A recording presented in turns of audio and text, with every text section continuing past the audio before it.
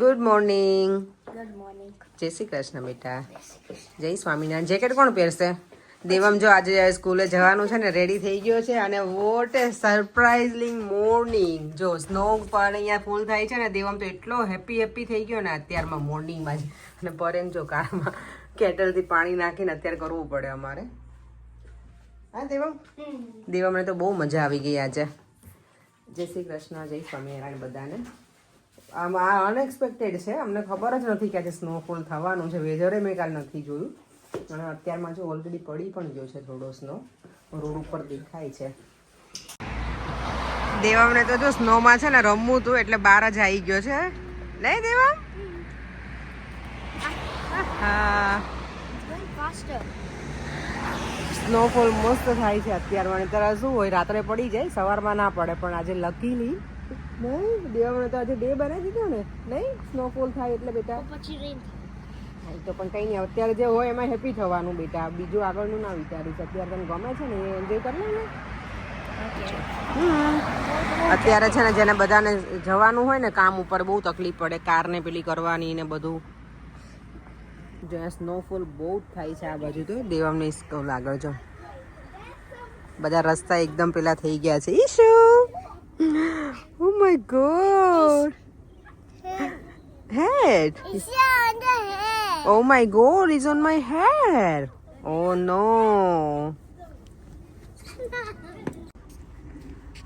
આજે એટલી beautiful morning લાગે છે ને, એટલું મસ્ત દેખાય છે ને. હજી પણ સ્નોફોલ થાય છે અહીંયા. અત્યારે છે ને 9 વાગ્યા છે ને. અત્યારમાં સવારમાં ક્યાં આવી ગઈ જો મમતાના ઘરે. નહીં મમતા?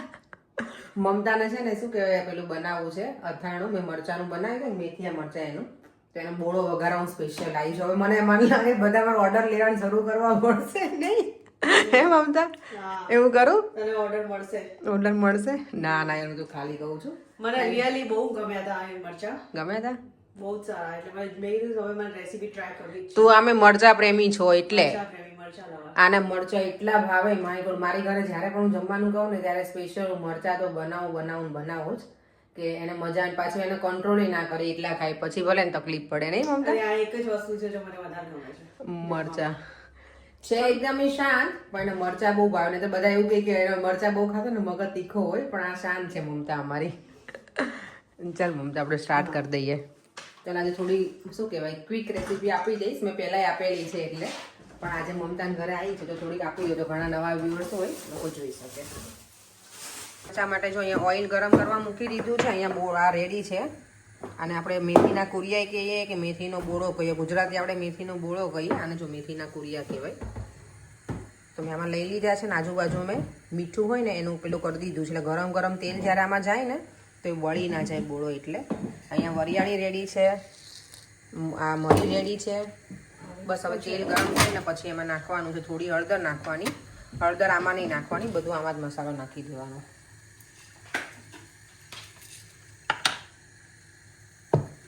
આમાં સારું જો 3-4 જ જોશે બસ. જો તો આટલી વસ્તુ યુઝ કરવાની. અને આપણા મેથીના મરચાંનો જે હોય ને બોળો એ રેડી થઈ જશે. પછી આને તમે લાંબા ટાઈમ સુધી સ્ટોર કરી શકો. જો તમારે લાંબા ટાઈમ સુધી સ્ટોર કરવો હોય તો બધા મરચાં એમાં મિક્સ નહીં કરી દેવાના. બોળો ભરીને કાચની બોટલમાં અને ફ્રીજમાં મૂકી દેવાનું. જેટલા મરચાં નાખવા હોય વીક માટે સારા રહે. પછી બહુ ટાઈમ સુધી મરચાં સારા ના રહે. એટલે તાજા મરચાં ખાવા હોય તો બોળો એકસાથે તમે વઘારી શકો.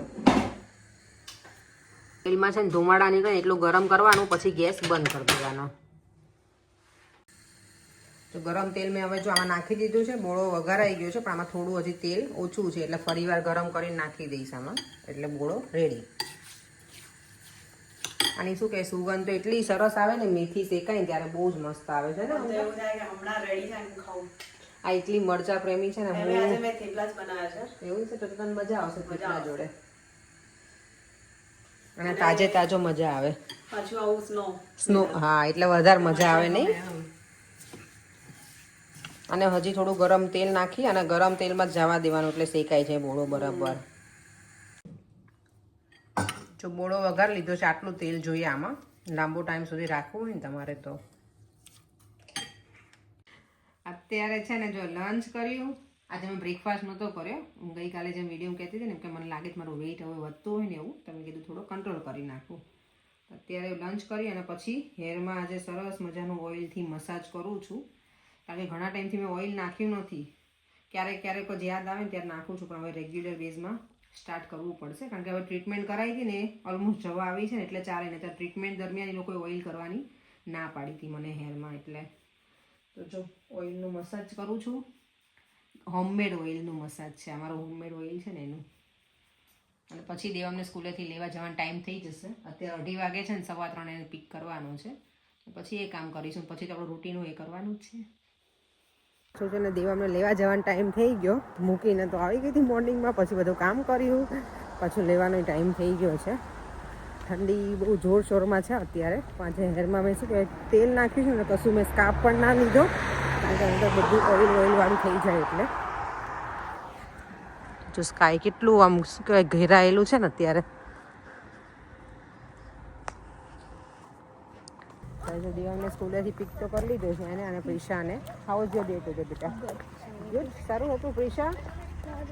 મજા આવી તમને કે તમને ઘર આજે મિસ થયું હતું? મજા આવી? તને ઘર મિસ થાય દેવા? નહીં? દેવાને તો સ્કૂલ ગમે છે, કારણ કે ઘરે શું એકલા હોય, ત્યાં સ્કૂલમાં બધા ફ્રેન્ડ્સ હોય તે લોકોને વધારે મજા આવે, રાઈટ? હવે શું કરવાનું છે ઘરે જઈને બેટા આજે? આ તારી ડિક્શનરીમાં કે નવા વર્ષમાં વર્ડ તને કાઢી નાખવાનું છે, ખબર નહીં. પ્રિશા તને શું કરવાનું છે? તારો હજી બાકી છે જેમાં થોડા બાકી? ઓકે. દેવામાં તો પૂરું કરી નાખ્યું. હિટ આવ્યો હતો ને ત્યારે, ને તો દેવામાં હજી રખડાવતો જ હોત, પણ એનું ફાઇનલી થઈ ગયું છે ડન. યા ચાલો તો હવે ઘરે જઈએ. દેવમ ફ્રેશ હશે, પછી લોકોને કંઈક ખાવા આપીશ, અને પછી હું ડિનરનું કંઈક રેડી કરીશ. ડિનરમાં ઓલરેડી નક્કી તો છે જ કે કાળા ચણાનું શાક, બ્લેક ચીકપીસ હોય ને એનું શાક, અને રોટલી બનાવીશ. દાળ બનાવી હશે તો બનાવીશ, થોડા રાઈસ. એ છે આજે આપણું મેનુ. યા ચાલો તો ફરીવાર ડ્યુટી કિચનની શરૂ થઈ ગઈ છે. દેવામ તો સ્કૂલેથી આવીને એને થોડું શું કહેવાય, મેં આજે ચણાનું શાક બનાવું છે ને, ચણા બાફ્યા હતા તો એને થોડાક આપ્યા. એને બહુ ભાવે, મને બહુ ભાવે. અને અત્યારે હવે શાક વઘારવા રેડી કરી નાખ્યું છે. જો આદુની પેસ્ટ છે, અહીંયા તેલ મૂકી દીધું છે. થોડીક ટોમેટો પ્યુરી લઈશ, અને થોડો ફ્રેશ ટામેટાની પ્યુરી, અને શાક રેડી. એમાં કંઈ હું ઓનિયન એવું નહીં નાખું, અને લસણની ચટણી નાખીને સિમ્પલ જ બનાવવાનું, સારું લાગે પૂરા ચણા જેવું એમ એટલે. અને એની જોડે રોટલી. જો અહીંયા મારું હોમમેડ દહીં બનાવેલું જો રેડી થઈ ગયું છે. ગઈકાલે મેં કર્યું હતું, આજે બની ગયું છે. અને અહીંયા મારા મગ પણ થઈ ગયા છે રેડી. જો સરસ પેલા થઈ ગયા છે, કોટા ફૂટી ગયા છે, સ્પ્રાઉટ બીન્સ. અને અહીંયા ચણાનું શાક પણ રેડી છે ઓલમોસ્ટ. અહીંયા રોટલીનો લોટ પણ બંધાઈ ગયો છે, એટલે બધું કામ ડિનર માટેની બધી તૈયારી થઈ ગઈ છે. વાસણ પડ્યા છે કરી. પછી દેવમને સ્વિમિંગ લઈને જવાનો છે, અત્યારે હોમવર્ક કરવા બેઠો છે. પછી આવીને રોટલી બનાવી, સલાડ ને એવું બનાવીને અમે જમી લઈશું. જો હેલ્ધી સલાડ બનવાનું છે, મેં એમાં મિક્સ લીફ જે આવે ને, મિક્સ લીફ સલાડ એ લીધું છે.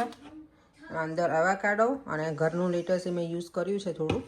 અને અંદર નાખીશું સોલ્ટ, પેપર, થોડું લેમન જ્યુસ અને વર્જિન ઓલિવ ઓઇલ.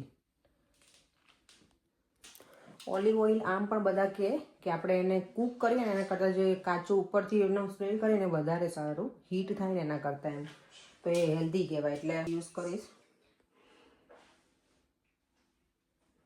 આ ટેસ્ટ પણ આનો સારો આવે.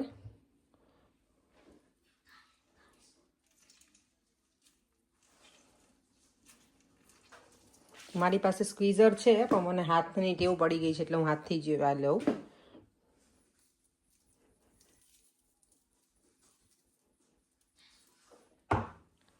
પેપર એટલે આપણું આ રેડી સલાડ.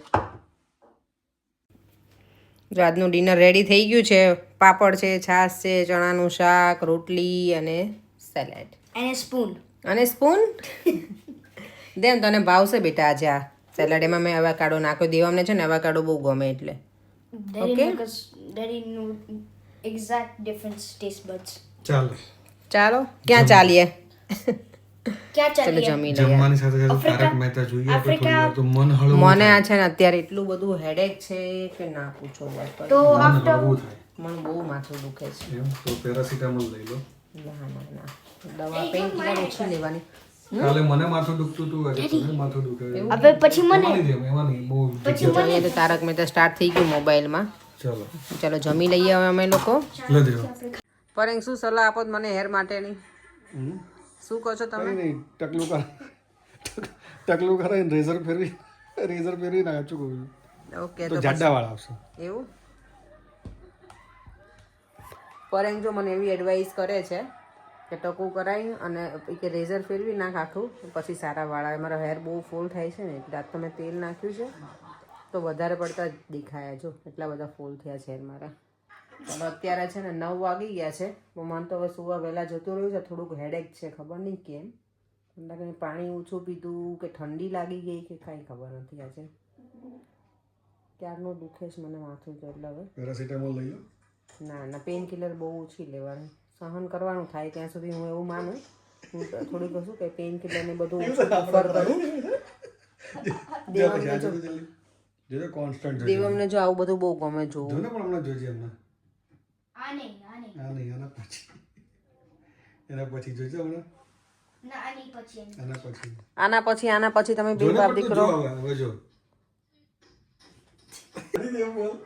ચાલો વિડીયોનો એન્ડ પણ અહીંયા જ કરી દઉં છું.